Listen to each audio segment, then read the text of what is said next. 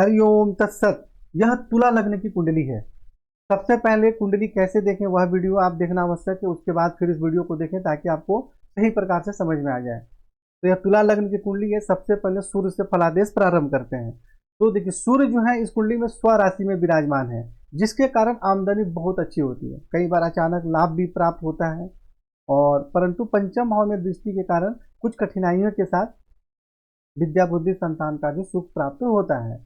और परंतु यहाँ एक बात और ध्यान देना जरूरी है कि जो चलित कुंडली है, चलित कुंडली के अनुसार जो राहु है वह यहाँ आ जा रहे हैं, देखिए तृतीय भाव में, और यहाँ आने के कारण जो है वह यहाँ से सूर्य पर दृष्टि डाल रहे हैं।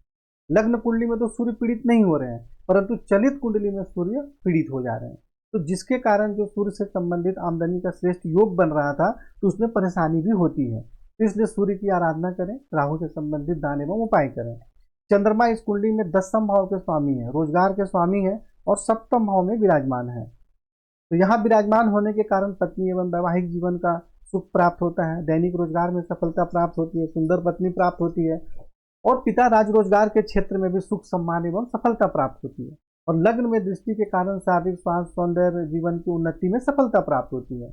लेकिन यहाँ भी देखिए जिस प्रकार की राहु जो है चलित कुंडली के अनुसार यहाँ आकर और फिर यहाँ से चंद्रमा को पीड़ित कर रहे हैं, तो जिसके कारण रोजगार के क्षेत्र में भी कठिनाई एवं परेशानी होती है, और वैवाहिक जीवन में भी परेशानी होती है। हमें लग्न कुंडली और चलित कुंडली दोनों के अनुसार देखना चाहिए। कहीं भी यदि परेशानी का योग बन रहा है तो हमें उसका उपाय करना अत्यंत ही आवश्यक है। तो इसलिए चंद्रमा से संबंधित जो उपाय आपको बताए गए हैं वह करें, और उसके बाद हम मंगल के विषय में चर्चा करते हैं। तो मंगल इस कुंडली में द्वितीय भाव के स्वामी है और सप्तम भाव के स्वामी है, यानी पत्नी एवं वैवाहिक जीवन के स्वामी है, और धन एवं कुटुंब के स्वामी होकर ये कहाँ चले गए, अष्टम भाव में।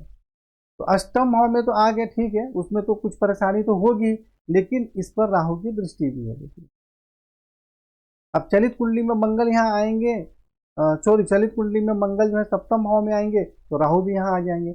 यानी लग्न कुंडली हो चलित कुंडली हो, दोनों में ही मंगल पीड़ित हो रहे हैं।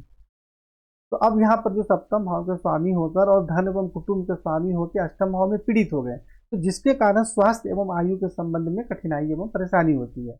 पत्नी एवं वैवाहिक जीवन के सुख में भी कठिनाई एवं परेशानी होती है, विवाह में बहुत ज्यादा विलंब होता है, और धन एवं कुटुंब के सुख में भी कठिनाइयों का सामना करना पड़ता है। धन का संग्रह ठीक से नहीं हो पाता है, या उससे संबंधित नुकसान भी होता है। तो इसलिए यहाँ पे मंगल का है मंत्र जाप करें, और राहु से संबंधित दान एवं उपाय करें। और मंगल यहाँ से देखिए फलादेश के अनुसार भी देख लिया जाए कि यहाँ से मंगल एकादश भाव में दृष्टि डाल रहे हैं, जिसके कारण आमदनी बहुत अच्छी होती है, और खुद के घर में दृष्टि डाल रहे हैं, जिसके कारण धन एवं कुटुंब का श्रेष्ठ सुख प्राप्त होता है। परंतु जब पीड़ित हैं तो कैसे श्रेष्ठ लाभ प्राप्त होगा। तो जब हम राहु से संबंधित उपाय करेंगे और मंगल का मंत्र जाप करेंगे, और भी जो उपाय बताए गए हैं वह सब करेंगे, तो जिससे आपको उससे संबंधित लाभ मिलना चालू हो जाएगा। और यहाँ से मंगल तृतीय भाव में दृष्टि डाल रहे हैं, जिसके कारण पराक्रम में वृद्धि होती है और भाई बहन का सुख प्राप्त होता है। परंतु यहाँ मंगल शनि पर दृष्टि डाल रहे हैं। देखिए सिर्फ यहाँ पर मंगल अकेले दृष्टि डालते तो कोई परेशानी नहीं थी, तो मंगल यहाँ भी दृष्टि डाल रहे हैं, तो जिसके कारण विद्या बुद्धि संतान माता भूमि भवन के सुख में भी कठिनाई एवं परेशानी होती है।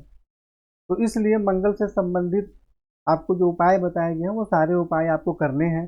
पहले बात कि मंगल अष्टम भाव में विराजमान हो गए तो इनका मंत्र जाप भी करना है, और मंगल शनि को पीड़ित कर रहे हैं तो इससे संबंधित उपाय भी करना है, यानी दोनों ही चीजें करना आवश्यक है। उसके बाद बुध से संबंधित चर्चा करते हैं। तो बुध जो है इस कुंडली में भाग्य भाव के स्वामी है, और विदेश बाहरी स्थान जन्म स्थान से दूर खर्च के स्वामी है, और एकादश भाव में विराजमान है। तो जिसके कारण भाग्य से और बाहरी स्थानों के संपर्क से भी आमदनी के योग बनते हैं, भाग्य की उन्नति होती है। और यहाँ से बुध दृष्टि डाल रहे हैं पंचम भाव में, जिसके कारण विद्या बुद्धि संतान का सुख प्राप्त होता है। तो बुध आपको अच्छा ही लाभ दे रहे हैं, इससे संबंधित आपको कोई विशेष उपाय नहीं करना है। और गुरु जो है इस कुंडली में चतुर्थ भाव में उच्च राशि में विराजमान है। गुरु जो है इस कुंडली में तृतीय भाव के स्वामी होते हैं और षष्ठ भाव के स्वामी होते हैं। तो गुरु को इस कुंडली में अकारक माना जाता है, लेकिन जब तक यह पीड़ित नहीं होंगे तब तक कोई ज्यादा परेशानी नहीं करते हैं। लेकिन यहाँ क्या हो गया कि गुरु जो है वह राहु से पीड़ित हो गए दसम भाव में, तो जिसके कारण पिता राज रोजगार के क्षेत्र में कठिनाई एवं परेशानी होती है, रोजगार में भी जॉब में भी परेशानी बनी रहती है। और भाई बहन के सुख में भी परेशानी होती है, रोग एवं शत्रु से भी परेशानियों का सामना करना पड़ता है, नौकरी में भी कठिनाई एवं परेशानी होती है, क्योंकि दसम भाव तो रोजगार का होता ही है, लेकिन षष्ठ भाव नौकरी का भी होता है। तो यहाँ पर जब पीड़ित हो जाएंगे तो जॉब में परेशानी चलती रहती है। और गुरु का फलादेश देखते हैं, यहाँ से गुरु जो है वह द्वितीय भाव में दृष्टि डालते हैं, जिसके कारण धन एवं कुटुंब का सुख प्राप्त होता है। दसम भाव में दृष्टि के कारण कुछ कठिनाइयों के साथ माता भूमि भवन का सुख प्राप्त होता है। और षष्ठ भाव में दृष्टि के कारण शत्रु पक्ष पर प्रभाव रहता है, नौकरी में बहुत अच्छी सफलता प्राप्त होती है, परंतु राहु से पीड़ित होने के कारण जो है ज़्यादा परेशानी होती है। तो इसलिए यहाँ पे आप गुरु से संबंधित मंत्र जाप व्रत नहीं धारण करना है, गुरु से संबंधित मंत्र जाप करें, पीपल के पेड़ की सेवा करें, और जो उपाय बताए गए हैं वह करें, और राहु से संबंधित दान एवं उपाय आपको करना जरूरी है। शुक्र जो है इस कुंडली में लग्नेश होते हैं और आयु के स्वामी होते हैं, और यह सूर्य के घर में विराजमान है, सूर्य के साथ विराजमान है। देखिए एक बात और भी बताया जाता है कि एकादश भाव में कोई भी ग्रह जो है बुरा फल नहीं देते हैं, सब अच्छा ही फल देते हैं, परंतु यहाँ देखिए जो शुक्र है वह सूर्य के साथ विराजमान हो गए और चलित कुंडली में जो है वह दसम भाव में आ जा रहे हैं। तो यहाँ विराजमान होने के कारण कुछ कठिनाइयों के साथ आमदनी के क्षेत्र में सफलता प्राप्त होती है, शारीरिक स्वास्थ्य सौंदर्य जीवन की उन्नति में भी कुछ कठिनाइयों के साथ सफलता प्राप्त होती है, मतलब कुछ कठिनाई भी होती है, लाभ भी प्राप्त होता है। और यहाँ से जब शुक्र दृष्टि डालते हैं पंचम भाव में, तो जिसके कारण विद्या बुद्धि संतान का सुख प्राप्त होता है। तो शुक्र को आपको प्रबल करना चाहिए, इससे संबंधित रत्न धारण करना चाहिए, जिससे कि आपको श्रेष्ठ लाभ प्राप्त हो सके। शनि जो है इस कुंडली में चतुर्थ भाव के स्वामी है और पंचम भाव के स्वामी है, मतलब विशेष कारक होते हैं तुला लग्न की कुंडली में। तो तृतीय भाव में विराजमान है, जिसके कारण पराक्रम में वृद्धि होती है और कुछ कठिनाइयों के साथ भाई बहन का सुख प्राप्त होता है। और ऐसा भी माना जाता है कि शनि यदि तृतीय भाव में होते हैं तो छोटे भाई बहन के छोटे भाई के सुख में कमी होती है। यहाँ से शनि दृष्टि डालते हैं स्वराशि में, देखिए पंचम भाव में, तो जिसके कारण विद्या बुद्धि संतान का श्रेष्ठ सुख प्राप्त होता है। नौवें भाव में दृष्टि के कारण भाग्य की उन्नति होती है, धर्म का पालन करते हैं, उच्च शिक्षा भी अच्छी प्राप्त होती है। और द्वादश भाव में दृष्टि के कारण बाहरी स्थानों के संपर्क से जीवन में सफलता भी प्राप्त होती है, सहयोग भी प्राप्त होता है। तो शनि आपका यहाँ पर ठीक है, कोई परेशानी ऐसा नहीं कर रहे हैं।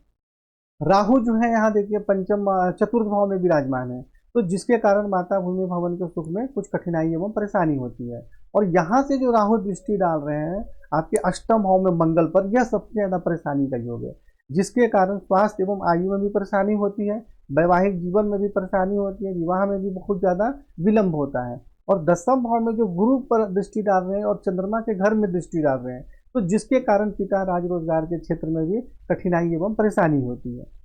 और द्वादश भाव में दृष्टि डालते हैं तो यहाँ आपको ठीक है कि भाई बाहरी स्थानों के संपर्क से आपको सहयोग एवं सफलता भी प्राप्त होती है। तो राहु से संबंधित आपको दान एवं उपाय करना अत्यंत ही आवश्यक है। और देखिए चलित कुंडली में जो राहु है वो यहाँ आ जा रहे हैं, तो यहाँ भी आएंगे तो यहाँ से क्या करेंगे, वो पंचम भाव पे दृष्टि डालेंगे, सॉरी सप्तम भाव पे चंद्रमा पर दृष्टि डाल रहे हैं यहाँ से चलित कुंडली के अनुसार। तो जिसके कारण क्या होगा, चंद्रमा दसम भाव के स्वामी है, तो यहाँ दृष्टि डालेंगे तो भी वैवाहिक जीवन में परेशानी होगी और रोजगार में भी परेशानियों का सामना करना पड़ता है। तो इसलिए राहु से संबंधित उपाय करना अत्यंत ही आवश्यक है। केतु यहाँ विराजमान है, तो जिसके कारण पिता राज रोजगार के क्षेत्र में कठिनाई एवं परेशानी होती है। और यहाँ से जब द्वितीय भाव में दृष्टि डालते हैं तो धन एवं कुटुंब के सुख में कठिनाई एवं परेशानी होती है, धन का संग्रह सही प्रकार से नहीं हो पाता है। और चतुर्थ भाव में दृष्टि के कारण कुछ कठिनाइयों के साथ माता भूमि भवन का सुख प्राप्त होता है, मातृभूमि का वियोग भी सहना पड़ता है। और षष्ठ भाव में दृष्टि के कारण नौकरी में विशेष सफलता प्राप्त होती है, शत्रु पक्ष पर भी प्रभाव रहता है, विजय प्राप्त होती है, परंतु पेट में कुछ बीमारी भी होने की संभावना रहती है। तो इसलिए दोनों ही चीजों को समझना जरूरी है। तो राहु केतु से संबंधित दान एवं उपाय करना अत्यंत ही आवश्यक है, इसका रत्न बिल्कुल भी धारण आपको नहीं करना है।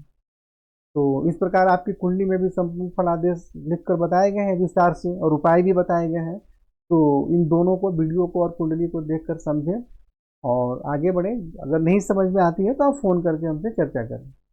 हरिओम तत्सत।